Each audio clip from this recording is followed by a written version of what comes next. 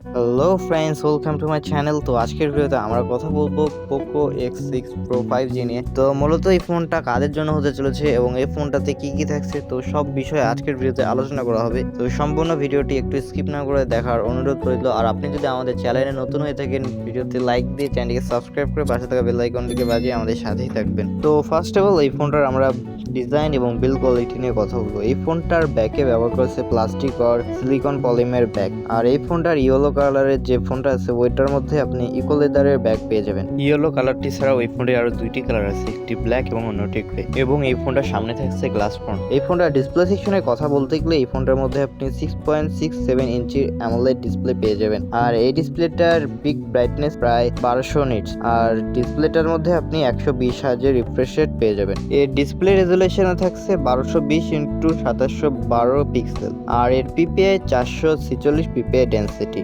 আর এই ডিসপ্লেটা প্রোটেকশনের জন্য থাকছে কর্নিং গরিলা গ্লাস 5। তার সাথে আপনি IP54 dust and splash resistance সাপোর্টও পেয়ে যাবেন। ওভারঅল এত কিছুই থাকছে এই ডিসপ্লে সেকশনে। পারফরমেন্সের কথা বলতে গেলে এই ফোনটার মধ্যে আপনি মিডিয়াটেক ডাইমেনসিটি 8300 আলট্রা চিপসেটটা পেয়ে যাবেন, যা মূলত গেমিং এর জন্য তৈরি করা হয়েছে স্পেশালি। আর এই চিপসেটটার আনডুটু স্কোর প্রায় 14 লাখের কাছাকাছি। আর এই চিপসেটটার মাধ্যমে আপনি আলট্রা লেভেলে বিভিন্ন ধরনের পাবজি, ফ্রি ফায়ার সহকারে আরো বিভিন্ন যেসব গেম আছে ওগুলো আপনি স্মুথলি প্লে করতে পারবেন। আর এই চিপসেটটা একটি অক্টাকোর প্রসেসর। আর গ্রাফিক্সে থাকছে মালি G650 MC6। প্ল্যাটফর্মের কথা বলতে গেলে এই ফোনটার মধ্যে আপনি অ্যান্ড্রয়েড 14 এবং তার সাথে হাইপারওয়েস পেয়ে যাচ্ছেন। তার সাথেই থাকছে 3 বছরের অপারেটিং আপডেট এবং 4 বছরের সিকিউরিটি আপডেট। তো এবার কথা বলা যাক এই ফোনটার ক্যামেরা সেকশনে নিয়ে। তো এই ফোনটাতে আপনি ট্রিপল ক্যামেরা সেটআপ পেয়ে যাবেন। 64 মেগাপিক্সেলের মেইন ক্যামেরা, তার সাথে আপনি 8 মেগাপিক্সেলের আলট্রা ওয়াইড এবং 2 মেগাপিক্সেলের ম্যাক্রো ক্যামেরা।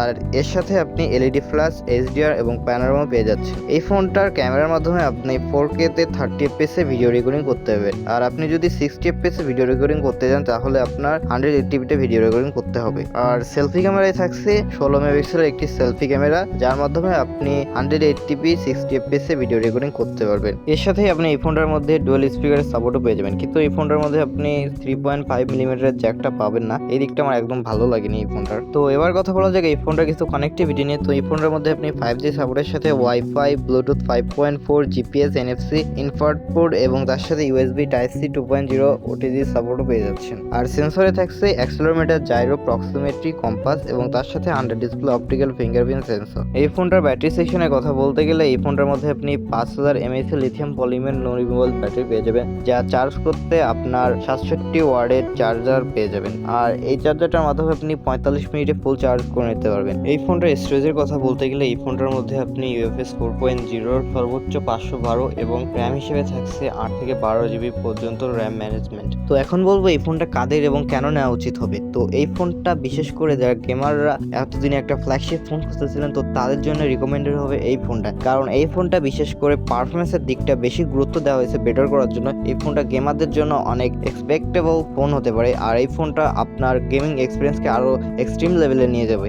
আর এই ফোনটার মধ্যে আপনি তার সাথে অ্যামোলেড ডিসপ্লে থাকায় আপনি দুর্দান্ত গ্রাফিক্সের সাথে গেম প্লে করতে পারবেন। আর ক্যামেরার কথা বলতে গেলে এই ফোনটার মধ্যে যে 64 মেগাপিক্সেলের ক্যামেরাটা আছে ওটা অতটাও ভালো মানের ছবি তুলতে পারে না, কিন্তু একেবারে যে তুলবে না তাও না, আপনার মিড লেভেলের ছবি তুলতে পারবে আর কি। এই বাজেটের মধ্যে আপনি আরো অনেক বেটার অপশন পেয়ে যাবেন ক্যামেরা সেকশনের দিক দিয়ে। তো এই ফোনটা যদি আপনি নিতে চান, ইন্ডিয়াতে লঞ্চ করা হয়েছে 27,000 টাকায়। আর আপনি যদি বাংলাদেশ থেকে নিতে চান তো এই ফোনটার দাম পড়বে প্রায় 38,000 টাকার মতো।